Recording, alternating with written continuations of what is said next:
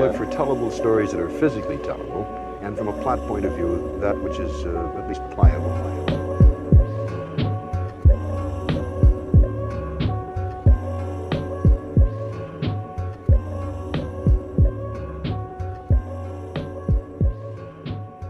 Welcome back to the Life Plot Podcast with your host, Mario Benitez. This podcast is sponsored by the Coquito Ladies Association. Get you one of those Coco Mango cherries. I hope everybody's doing well. It's been another week rolling on here. I'm still getting back out there, doing the comedy grind, getting back to some shows, which seem to be doing really awesome. Seems like the crowd missed it, I would say, and is really in tune now with wanting to laugh, which is, good for us. I don't got too much to update you on this week, but I'll get into my guest. This week I have Leah V. Leah V is a spoken word artist and poet out of New York City. I met her doing some local shows, really fun ones, and she's somebody who could bring some real deep emotions on stage through her words.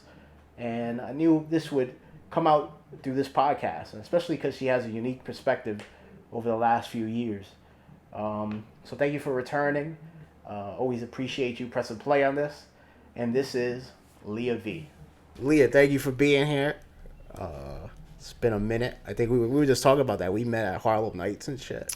Yeah, that must have been like 3 years ago. 2 years yes, ago? a long time already, which is kind of crazy. What is time after the past couple of years, though? Yeah. I don't know it's anymore. All meshed into another. Yeah, who knows? It's been a kind of a rocky, turbulent time since that, which is crazy. Oh yeah. Yeah. Craziness, especially for us artists. Yeah, like, was that something like hard for you during these last couple of years? I know you had personal things that happened, but yes. Obviously, so for those listening who don't know, unfortunately, my name is Leah, and I'm a poet, and unfortunately, I lost my dad to COVID at the very beginning, so it was April of 2020, and so I was not thinking about writing for those months, of course, and the first poem that I did write was just very, very angry. It was during it was like June. George Floyd had just gotten murdered. Yeah. Chaos was erupting all over the city. I was throwing rocks at shit too. Were you? Were you out there? A couple times. Good shit. I like to hear it. But for real, I do like to hear it because that brought me out of my shell. I mean, it's not like I felt like I had writer's block. I just couldn't. I was letting it happen organically. And then when that happened, I was just so angry at the world for so many reasons. I still am. It's just learned to deal with it a little bit better. But that got me writing again. So it's a lot of COVID poetry, but yeah, it's coming. We've only met each other that one time actually, and then like online, of course, you see each other's work and whatnot. Yeah. But whenever I thought about that, like about the kind of the past couple of years, and I found myself in slumps. This might be weird to tell you, but this is just tell the me. truth. So when I found myself in slumps and shit, with like just dealing with like, comedy being taken away, having to just do, I kept working, which wasn't a bad thing, but just working home, nothing else going on. The pandemic hit, but then I always thought about like, I try to put myself in other people's shoes, and I think about like how hard it would be if I had to deal with losing somebody on top of all the other shit to this pandemic, on top of all the shit, on top of all the misinformation and disinformation that all these fucking idiots are throwing out, and people like talking out their ass. Still. And you were like somebody, even though I know a comic who died from this shit. I know a couple people from my old job. Good comic too, good cool motherfucker, Kenny Ortega. Oh wow, I know that name. Yeah, he was big in the Latino comic world. That's crazy. So yes, but you're one of them that I would look to and I was like, damn, that shit sucks. So it's hard. I don't know how I survive. I mean, it's a matter of taking it one day at a time. I'm still taking it one day at a time. It's not like nothing gets easier. You just get better able to deal with it. Yeah. I mean, as much as bitter as I was about the vaccinations and stuff coming out, it was also like like the world opening back up, it still is nice to see. Although I am still bitter about it. It's hard to see. It's like people, and I hate when people use the term like back to normal. I'm like, shut the fuck up. Yeah. That's not a thing. Yeah, what is normal? Like, that's not a thing. And normal isn't great anyway. Like, No. we don't need to get into all of society's issues, but we could though. That's kind of what I do here. or we could. Yeah. Yeah, I mean, I don't know. So I just hate hearing that term. There's so much that needs healing besides just the community, and the businesses and so on and so forth. It's like people as a whole. There's been a lot of divide. Yeah, too much. I think it's weird, and I guess that's like the American way to look at everything, like business as usual. Oh yeah. Where we don't get time to like stop and kind of. No. I guess it's corny, but smell the roses. I mean, it's true though. I know my company, the company that I work for, whose name I shall not say. I was working from home, and technically I got like a week of bereavement leave. Luckily, I had a colleague, a coworker of mine who had really just held it down and did work for me for months. Not that there was much to do. Yeah. The world is falling apart, but still, yeah. But still, it just goes to show, like, it's just crazy. I mean, 1 week, you know, it's like it's wild times out here. Yeah, people don't rest. Like, it's I think that's a shift coming back from this right now, though. That people are starting to say, you know, what is my life worth? Yeah. What is my time worth? Mm-hmm. You know. I feel that way. I'm always on the brink of saying, like, yo, fuck this job. You, me too. Yeah. Like, you know what the fuck I do? All the time. All the time. Yeah. Like, and I work for corporate finance. Yeah. Unfortunately. Oh, shit, the corporate world. I'm in the corporate world, so it's not only brutal. It's like where people go to die. Yeah. I wish I was kidding. That's the beast over there. Mm-hmm. That's, Yeah. So I mean, it's like I said, it's one day at a time. You get used to it. But it definitely does have you thinking, like, what else is out there. However, it also made me appreciate. You know, like you said, people are all saying like what am I worth, or what is my life's worth, my time. What do I have to say for myself at this point in time? I can say, like, I can honestly say as an artist, I'm sure you can, like, we've been out here like pre-pandemic, like this isn't like it's good for them for wanting to find their purpose or whatever, but like mine's been here, so it's not. Thank you, but I just want to heal and get back to business as usual. That's true. Mm-hmm. I didn't think about it like that, but we were before this whole time. We were already like, I know you did a lot of work with your art. Yeah. And like you actually, like, you know, a lot of people want to say that they take being a poet or spoken word artist serious, but I don't think so sometimes. When I see them out there, I'm like, yeah, you want to say that, but are you really doing it?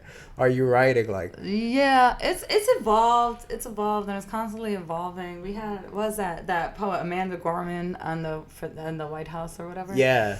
So everybody was like, oh my God, spoken word's gonna be mainstream. And like a few weeks later, it's like the same old virtual people forget shows. about it. Yeah. But so it's hard to gauge like who's serious about it and who's not. I know that the underground poetry community in New York City is it's tight, it's very small, so you do see a lot of the same people over and over, but then you see people making other moves, like becoming a brand in themselves, selling products and trying to get involved in some other projects, but then there's also the poets who, you know, just doing the same pieces, going back to the same places, which is fine. Like they can do that, like more power to them, but it's like you said, you don't talk about it if you're not about it. Like don't say like this is your life's calling if it's not your life's calling. But it's also cool if you enjoy it enough to just do it as a hobby. Yeah, I think it's like, I don't know, I guess because I take such a goofy craft like comedy serious, you know what I mean? Yeah, it's like telling fucking shit and dick jokes, like. Well, comedy's hard though. Comedy's hard though, and I know that that I figured this would come up at some point in time. I was thinking about it when I was on the way over here. Like, there are a lot of similarities with comedy and poetry. Like it's got to be like you have to really like let go of your pride to go up there and like not Yeah, know put if you're yourself out there. yeah, exactly. Like, you know what I mean? Like, that's hard. So it's a different type of vulnerability. Like, you're saying shit and dick jokes, but like you might bomb. Like, Yeah. you might never be asked back. Like, people might not laugh and you'll be standing there by yourself. You know what I mean? So it's like you're still it's a level of vulnerability.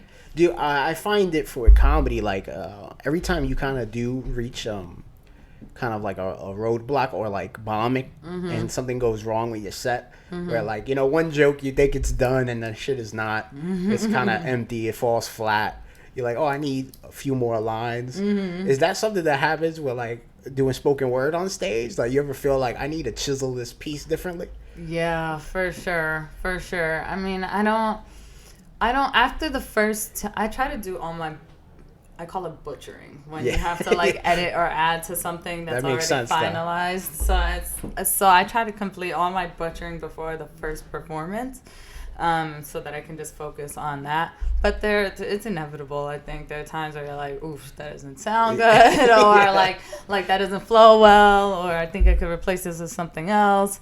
Sometimes when you rush the process, especially with that happened to me a couple times with these virtual shows, because like these virtual shows, like I don't ever, when I'm physically out there, I don't ever read my pieces from a phone or from paper. No, that's why I say you take it like, yeah, you go straight from the dome, like multiple pieces. Well, yes, but don't be too proud yet, because then the pandemic happened. We were having these virtual shows, and so nobody can see me scrolling on my laptop, you know, while you see your eyes. Yeah, so I'm like, so I haven't really read anything from memorization like fully in so long. So I was doing a virtual show the other day, and I was reading something I had just finished, but because I hadn't memorized it and gotten through that process, and it was truly the first time I was saying it out loud, I had a lot that needed to be tweaked, right? Yeah. And then I realized, because I memorized it, I'm saying it out loud to myself over and over again. So that's when I can pull and push, you know? So that was like an eye opener for me. And I also think is like subconsciously myself telling myself that I need to get off the fucking screen. That's scary though, because I feel like it's been a long time. I feel like in comedy, at least, there's times where you can start bombing, and sometimes the bomb becomes funny.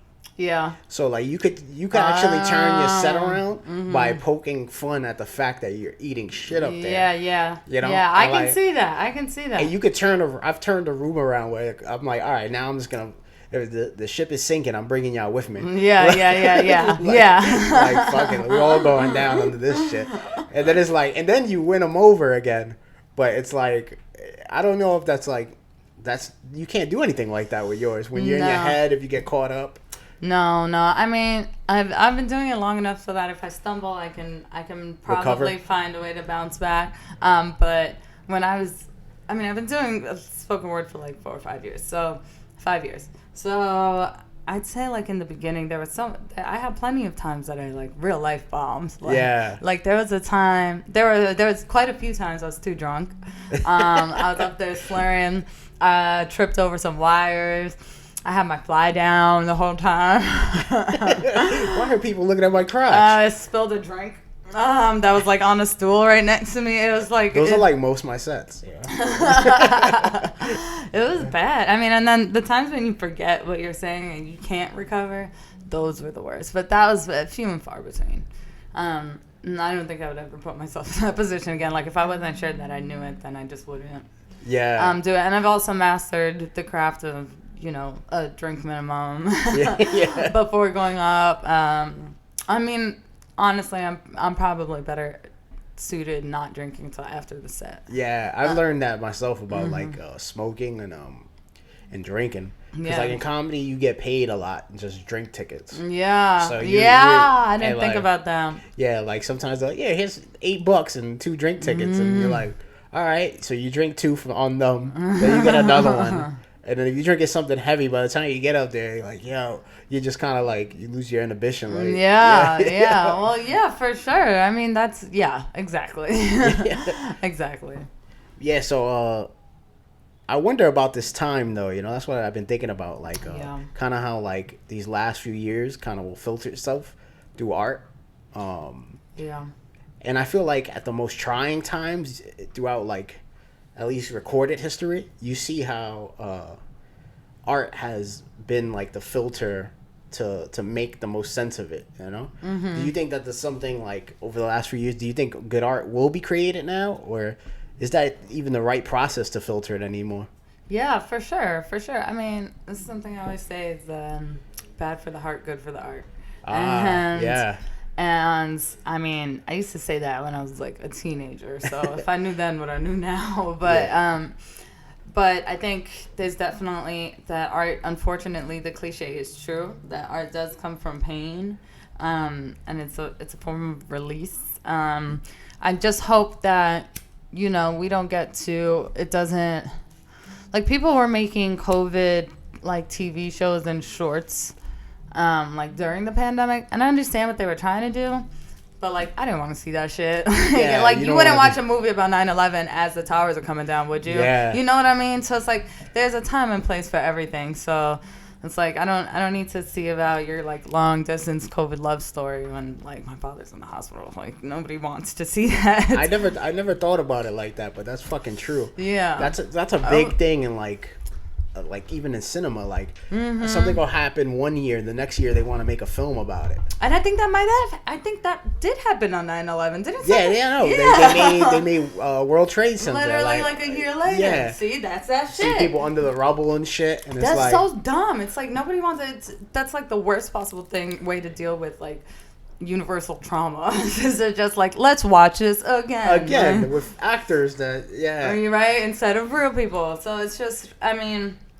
Yeah, I just hope it's not exploited, but I do think a lot of I think like with any other big event in history, it'll unfold through art, and I think good will come from it.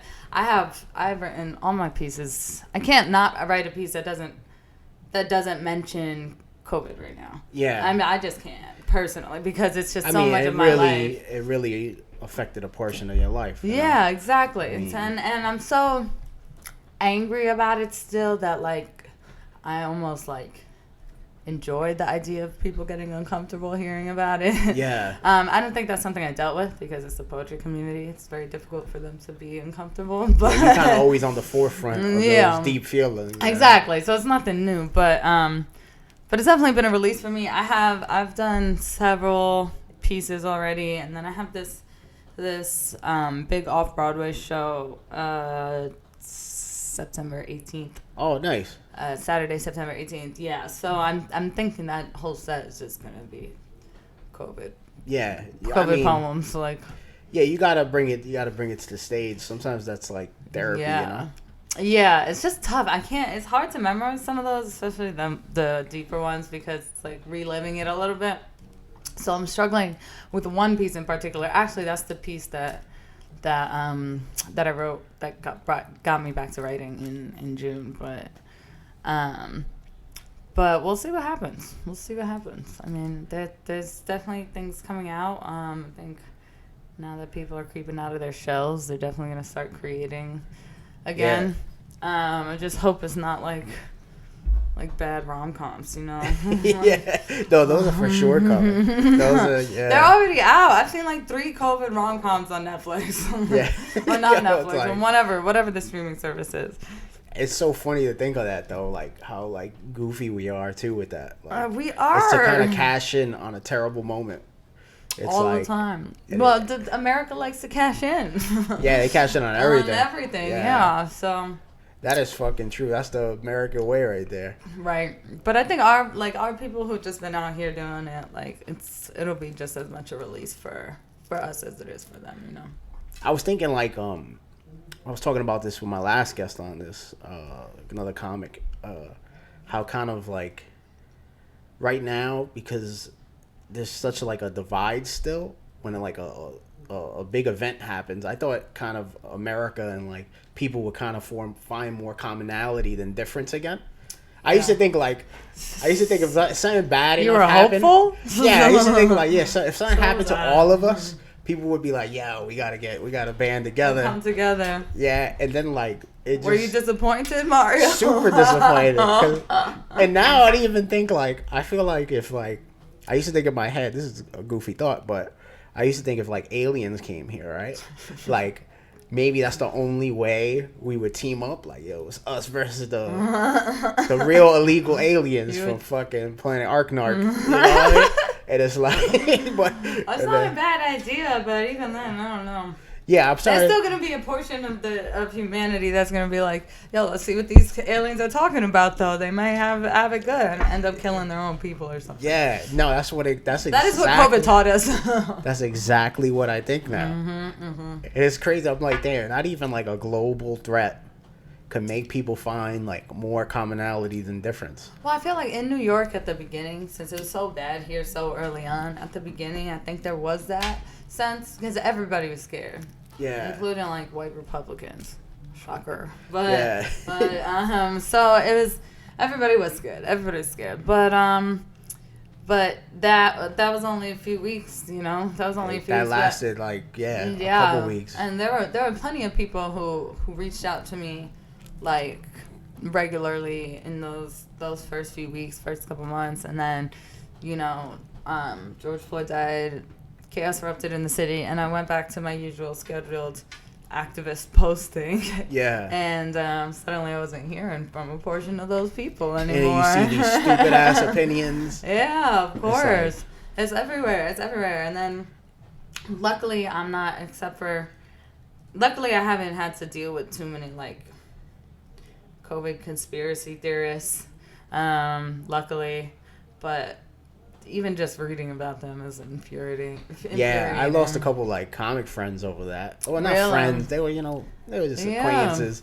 And it's like, I'm like, people from like Middle America and shit. And I was like, yo, when it was going off in New York, I'm like, yo, it's a serious thing right now. Yeah, exactly. And then I'm sure a couple months later, it was all up in their home. So yeah, and then it's like, it's embarrassing how much people can't put themselves in other shoes sometimes. Yeah, well, that was like really eye opening for me. It's just like we realize the selfish nature of people, the lack of compassion that people have. So that realizing that was definitely tough.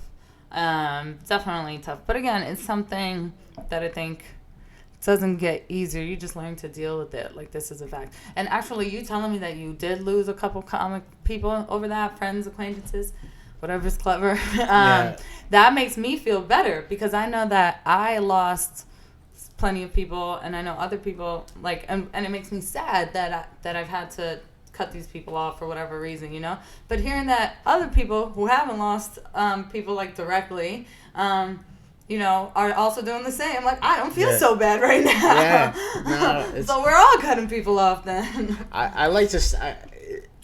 the people thing to me, I kind of always keep this in my head, that it feels like there's two kind of humans, and there's ones that are kind of very cynical and for self, right? And then other ones who got compassion, Yeah. And I don't know if that's the direct split, but I think you could start bunching in a good amount of people into those two sides. For sure. And then there are people that, very cynical and for self and self-centered. I think they only learn from personal experience. Absolutely. Yeah, a lot of people have told me that too. Yeah, so people won't ever pick up on something and can't really understand someone else's shoes until those direct things happen to them. And then they go, oh, shit.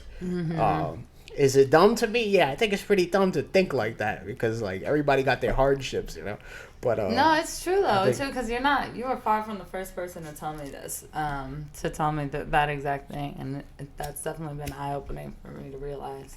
I think I have that in the poems, in one of my angry poems. I have this poem called Sunshine. It's just a rant against people who traveled during the heights of the pandemic. Oh yeah. And tropical travels, not drove. Yeah, that's the pure. State. I don't give a fuck. Yeah, exactly. That's pure, the most pure of privilege. You know what I mean? That shit is kind of comical, actually. It's absurd. It is. It is really absurd. It is absurd. So I wrote this whole poem about it, and I think one of the last lines actually says that, you don't care about the death unless it happens to you or something like that, and it's true. Yeah. But those people are out there, and some of them are still posted on Instagram. Yeah. For some bizarre reason. Do you ever feel like, in your world, that when it comes to speech, do you ever feel like you shouldn't say certain things on stage? Yeah. Because I feel like right now in comedy, that's a big thing, being censored or whatnot. Yeah. Especially with the intent to joke. Yeah. Like, it could be a shitty joke. It could hit certain people. But if the intent is to make light of something, or to, you know, the intent matters. Is that something that you face on stage? Well, definitely not to the extent that I'm sure you guys have to face it on stage, especially now at this time. So that's not something I ever thought about. But good luck to you on that, because that sounds hella difficult. There's so many landmines. Oh my God, yeah. I mean, my biggest thing, there's nothing. I release, and people know who I am. I wear my heart on my sleeve. I wear my whole self on my sleeve, and everybody knows that. So I don't think it's surprising to anybody, myself personally. But I also I've had a poem brewing for a while about vaccinations being bittersweet for me because of the things I just spoke to you about. And part of me is like, is it too soon to do a poem on vaccinations? Because as there's anti-vaxxers and then there's COVID conspiracy theorists, right? So, but the two are kind of different. So you can believe in COVID and just not want to get vaccinated. And there is a portion of me that still understands the skepticism. Like, I'm not like, shame on you, you know? I get it. I get the history. I get what's happened, you know, especially brown and black peoples across time. Like, I understand. If you read the science, you might change your mind, but it's really up to you. It's your body, your choice, quite literally. So, and if I'm vaccinated, then I feel fine. Like, I know that I am protected, so I don't give a fuck what you do. Yeah, it's your world, bro. I do know that, yeah. So it's not, I don't take it personal or anything, but I just don't know if, because, and this is the first time I've ever been put in this position, because so much of my community are brown and black peoples who might not want to get vaccinated right now, at least, because, and most of my people have, but there's a portion that are just like, I'm good, not now, not here. Or maybe they're just like, nope. Or sometimes they're like, let's talk about it in a few months. Even the like viejos and viejas in my life are like, I'm good. I'm like, yo, but you're the ones who'll be affected. It's your issue like, more than my issue. Like, no, I don't care. But that's that old school Latino. But that's what I'm saying. But you have those old school Latinos, and then they pass it down to their young school Latinos, and then it's gonna be the same thing, you know. So I get it. But this is the first time I've ever been put in a position where I'm like, maybe, and I haven't finished that poem, but I'm like, maybe I don't know if I want to do this right now, because I'm gonna be doing it in front of, and I don't want. It splits an audience. And I don't want to have nobody wants to perform and then have a fucking debate. Yeah. Like, that's not, like, this is what I meant. It's like, and I've done that. Line 13. That's happened to me before with like poems about, I have this one poem I do. It really like comes at throats of mankind, men in particular. And I've had men come up to me afterwards and get a little offended. I'm like, I'm not like that. Right? I'm like, bro, I didn't write this to talk to you about it. Like, let's clap and let's move on. So that's where I'm at with that. But it's not, in terms of censorship, it's not something I think about. But a little similar to comedy, that's definitely something like in that realm that I have to be cautious with. And I think to myself, like, if I hear a COVID conspiracy theorist or somebody implying that in a poetry, am I gonna go up to them after? I just might. I don't know. So I don't know. It's a rocky road, but I've been to one live show since and it was last week. And it was all good. There was no issue. So here's hoping. Yeah. Right. You going through that right now kind of just brings up that in my head that I think something that we have a problem accepting is multiple truths. Yeah, for sure. You know, like, I mean, I know that's a big thing. So a lot of people can't hold multiple truths in their head for some reasons, which makes certain events polarized always. Well, it's not taught to us. You know, so American society doesn't teach that to us. And, like, our parents teach us one truth, and somebody else's parents teach them another truth. You know? Yeah. It's wild. We all create the bubbles. Mm-hmm. The bubbles of what makes sense of it all. You know? Exactly. And, like, I know I had an event, and it wasn't us, but it was the venue. The venue said vaccinated people only, right? So it wasn't my group. It wasn't, like, the organization that I'm producing for. It was the venue. We posted it, and, like, chaos ensued. Like, it was, like, so many comments, like, trolls, like, talking about, unfollow, I'm never coming to your shows again. But, like, you click on Karen's page, and she's, like, in Oregon or something. It's like, who are you? Where'd you come from? Like, because, anyway, so that's my inspired word group. But when that happened, I also had a couple private DMs myself of people just, like, asking questions, like, wow, like, do you think this is the right thing to do? Somebody said something to me like, well, isn't that divisive? And I said, it's not divisive. There is a divide. Those are two different things. Us announcing that isn't divisive. There simply is a divide. Like, it's not. Correct. We didn't tell people to and not to get vaccinated. You guys made those personal decisions, and this is a result of those decisions. I mean, it's a consequence of those decisions. That's what it is. So it's not. It's not divisive. It's just. It's a new bubble. Exactly. Yeah. And that's what's happening. That's gonna keep happening. I mean, it's happened in politics. It's happened in religious beliefs, and now it's happening with belief in rampant pandemic, I guess. I think even though I may not agree with a lot of other shit I hear, I always want people to be able to say them. Right. Because it does kind of it takes the veil from your eyes. Yeah. So to yeah. say. Yeah. That's why, like, when vaccinations rolled out, and I was definitely surprised by the amount of, like, commentary I heard. But even then, I sympathized because it's a scary thing. I mean, I lost somebody to it, and I was scared. You know, so it's a frightening thing. It's your body. I mean, people have different ideas in the world, but there's consequences to everything, whether it's a good consequence or a bad consequence, you know? So.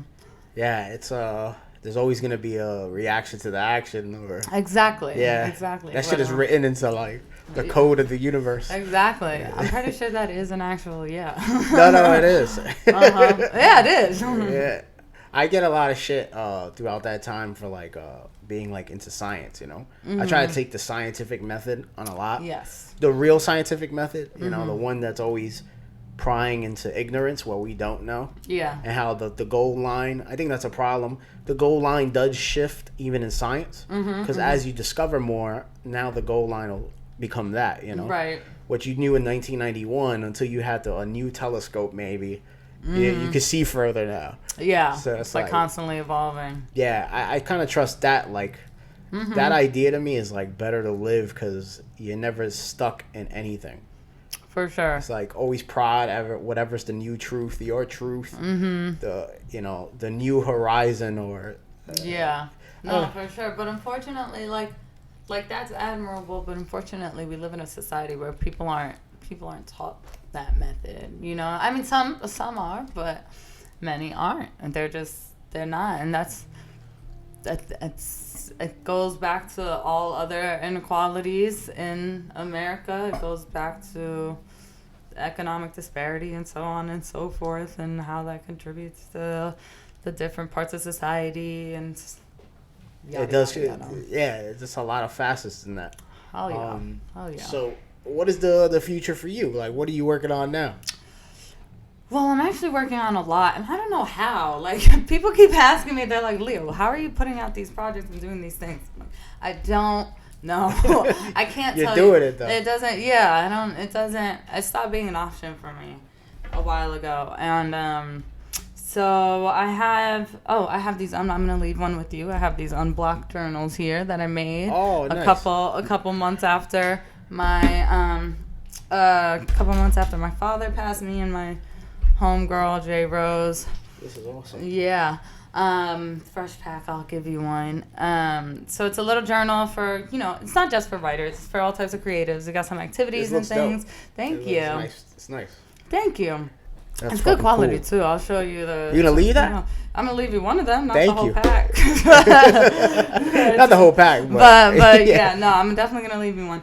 I'll write some jokes in it. My apologies. It might inspire something funny. It's my bribe, my apology for my being an hour and a half late today. No, that's no problem. No, I was gonna give it to you guys anyway. But it's just like activities and things, and it honestly helped me. It helped me have a project for during the pandemic, and it helps me. Just helps me not think about the other things. So some really fun stuff. It's good for most ages. And Jay Rose and I, she and I were hosting a virtual voices open mic, a virtual open mic called Virtual Voices throughout the pandemic. Not the first few months, but we started before my father got sick, and then I was away for a few months, and then I came back, and we've been doing it. We still do it actually. We're doing once a month this summer. And it's fun. We have a community of regulars from different parts of America. Yeah, that's the cool thing. That was the greatest part about virtual. Yeah, you could get people across the country, I know, and that's different exactly countries. That's exactly what we have now. Like we have regulars from all over the place, and we're still doing that. And now I'm like, when are y'all coming to New York, right? Because now I'm excited to meet them in person. But that's been great. It's been great to build something. And our virtual open mic is cool because Jay is really good with graphics. It's very interactive. So she's like, we can post comments and stuff, and it's really fun. Interactive with the audience. Yeah, it's great. We have little banners, and she makes us little commercials. It's awesome. So we have that, and then she and I are also working on a couple other projects. Similar to this, I'm not allowed to say more yet, coming out this summer, and I'm going to be published in a couple different books this summer. One is called Poetical, that should be coming out at the end of August, and I am beginning to record an audiobook of all my best spoken word, or what I perceive to be my best spoken word pieces. Damn, that was a dope project. Yeah. You just made me want to work for. They're very spaced out. They're very spaced out. But I'm doing all those things because, my dad was a big believer in keeping it moving, so that's exactly what I'm doing. And when you feel so angry at the world, and there's one thing that provides you pure joy, then that's what you got to focus really on, right? Yeah, or else you might off yourself. So, I understand that completely. I'm sure you do. So I've been working, and then I'm the assistant producer for Inspired Bird NYC. We do open mics throughout New York City, Lower East Side, Parkside Lounge. We're back there, I think, bi-weekly or once a month right now. Don't quote me on that, but you can follow us at Inspired Word NYC. And just to see where the wind blows. I mean, I've gotten a couple offers to perform already this summer. I haven't said yes to anything because I have to reteach myself how to memorize. Yeah. So I keep saying no. You'll get it. I know. You might have to just force yourself to go. Say yes. And then I have to come in because then deadline. Yeah. It helps. You're right. The night before, you'll be in your room. Just show up with super bags under my eyes, like, I can go now. I'm good. I got it all memorized. Oh my gosh. I mean, luckily the pieces the problem is the pieces, if the older pieces, it'll be just like riding a bike, right? Like once I start saying them, I'll be like, okay, it'll all come back. But the newer pieces, that's like, that's like birthing a new baby. Yeah. That's the new. It's a whole new process, and it's a little deeper, a little darker than my other stuff. So, but we'll see.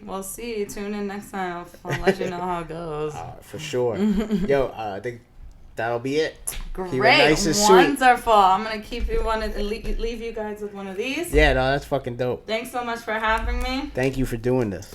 Appreciate it. And thank you for listening. That was Leah, Vanessa. Peace. Bye, y'all.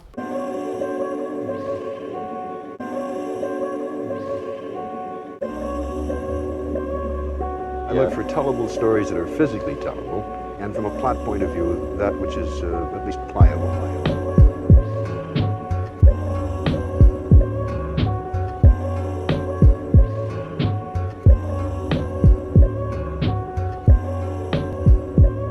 You know what I mean, Yes. don't you? Yes.